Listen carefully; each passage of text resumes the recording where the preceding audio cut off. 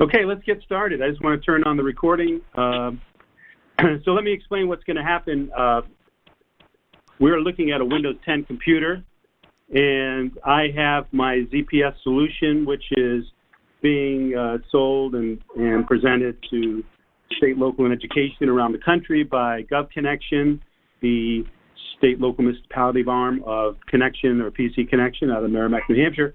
And I'm going to show you our service that has three unique things. The first thing is that it is a service. You're not just going to get software and get abandoned with that like they did down in Baltimore when they bought some expensive software in February and then they got ransomware in June, never installed the software because our IT was too busy, and ended up costing them millions of dollars. So it's a service. That's real important. From day one, we make sure it gets installed. Connection team has a project manager that works in conjunction with us and works in conjunction with your account manager to make sure it's 100% and working. Then it's 24/7 monitored and managed. Remediation, care and feeding, all the forensics, deep threat hunting, everything that needs to happen.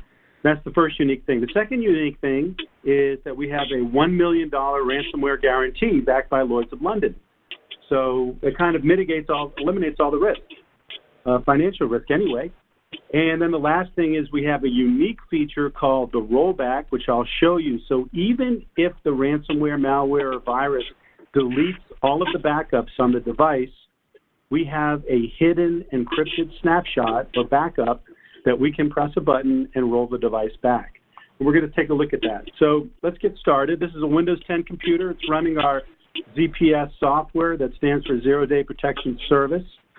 And what we're going to do now is put it in an observe mode so that we're going to actually encrypt this machine. I'm going to launch ransomware live on this WebEx and encrypt this computer. I want to show you first that it's working. So I've got some files here that we flipped through. I've got some data here. I've got some PowerPoints. And I have some nice ransomware right here that we called a Tesla Crypt is the name of this particular strain. And I'm going to go ahead and run that right now. And we can watch this thing and encrypt this computer live and hope that never happens to anyone you know. Here we go. We've already seen these files get eaten up. Pictures should be going pretty quick. There they go. There go the PowerPoints, all gone. And now usually what the system is doing is trying to connect out on the internet to call home and pick the ransom amount and then give us a way to look at that and how to pay off that ransom, usually in Bitcoin. Although I have seen some other coins, maybe Litecoin, I've seen that up there as well.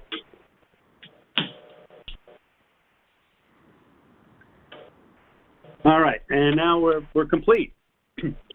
So we can read this note real quick. What happened to your files? All files were protected by a strong encryption, blah, blah, blah. So they gave us this bitmap image to look at. Here's an HTML version of the encryption, so we can get our files back. And then just in case we missed that, they put a text file here to tell us what to do. So I'm going to go ahead and pop over to our Security Operations Center and show you what we saw when the attack happened and what we do about it. So here's the attack right here. Basically, three things happen. We'll take a look at the midpoint. Now, our team would actually, who's working 24/7, they're cybersecurity experts, would actually jump right in this screen first, and they try to identify where the attack was located. So this is here at TOS. They would look at the hash of the file, do some research to make sure that it's a known strand, not a known strand, see what they're dealing with, and which engine grabbed it. They would then look at the overview of the attack. It would tell us how many events happened. Now, an event is file compression, deletion, encryption, processes in the system that were affected, any registry events, and network activity. For a total of nearly 9,000 events took place in that 1 minute that thing happened. So it's not a happy situation at the moment. We then have a forensics view that the team would look at. We call this the storyline. And these are numbered 1 through as many as we need.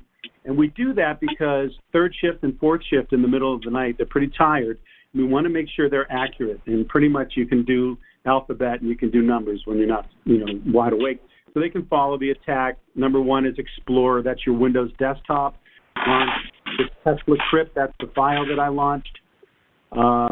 Number 3 is the command shell that launched, and then that launched number 4, which was a file that created calls to consent.exe, Notepad, and VSS admin, and then it did a connection host, a con host, to talk offline.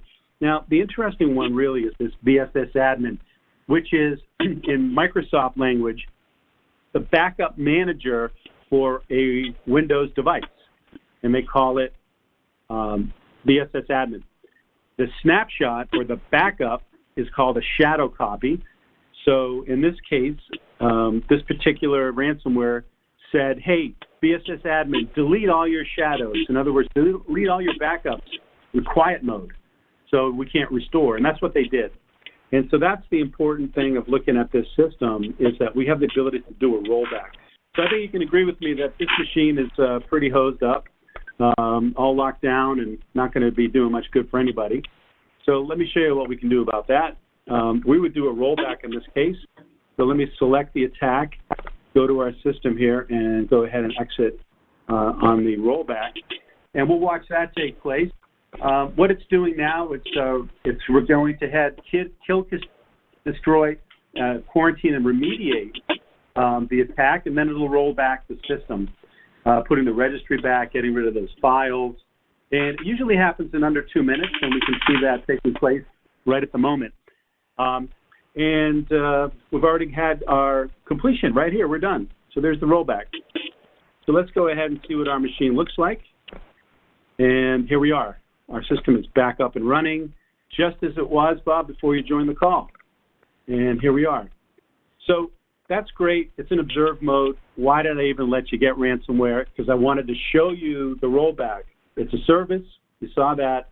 You got $1 million guarantee. Not going to pay you that today. Maybe someday, but not today. And then it has the ability to do the rollback, and that's what we just looked at. I'm going to go ahead and put this into production mode. And what we do in production mode is we do a silent kill and quarantine. And the reason we do that is because our goal is to eliminate and mitigate any harm that could be caused by an end user, intentionally or unintentionally, while they're going throughout their workday at your organization. And we found that the best way to do that is to just kill and quarantine it, not bother the user, letting them know that something happened, and then their productivity goes down as they run around and say, oh, I got ransomware, and freak everybody out and kill everybody's productivity. So in order to do that, I'm going to go ahead and grab this machine, go to the network, and move it over to our production policy, and that is called our silence, and there it is. So I'm going to move that over.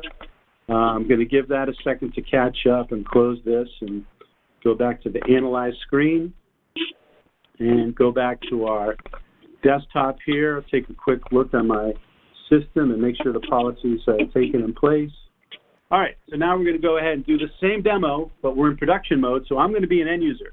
The end user just got a great email from their buddy, and they're going to go ahead and they're going to paste that and open it up and run. Oh, it's gone. What happened?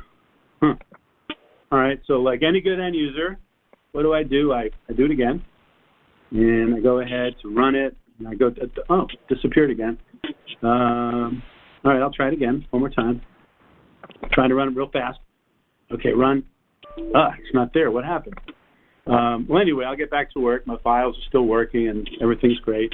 Now, let me show you what happened at the data center, what we saw. What we saw were 3 attacks on the same device that we killed and quarantined immediately, and caused no effect to the end user and caused no harm to the entity.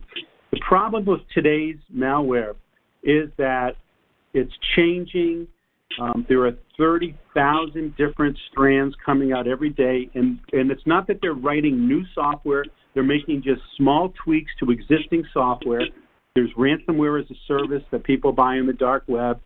Last week there was an article that some kid, Michigan, had a ransomware business. He's only started for about 3 weeks and has made $752,000 in extortion payments on Bitcoin from many, many small companies around the country. Municipalities are a huge target, as are education, huge target. And it's just something that needs to be paid attention to. It's not a matter of if it's going to happen to you, it's a matter of just when. And most systems out there deal with known attacks with whitelists, blacklists, and signature file database updates that require you to be connected to the internet, and they have to know about the attack in advance. So if a brand new virus came out today, or a malware or ransomware, and I sat on your computer and I wrote it, I guarantee you I'm going to encrypt your machine and your whole entity. If that happens with our system, we use machine learning, behavioral analysis, and artificial intelligence with the guarantee that anything new, known or unknown, will be stopped immediately today at day 0. And that's why we have the $1 million guarantee. In the 4 years, we've never even had to do a rollback in production, and we've never had to pay the guarantee. And Lloyd's of London is very thankful for that. So that's the demo.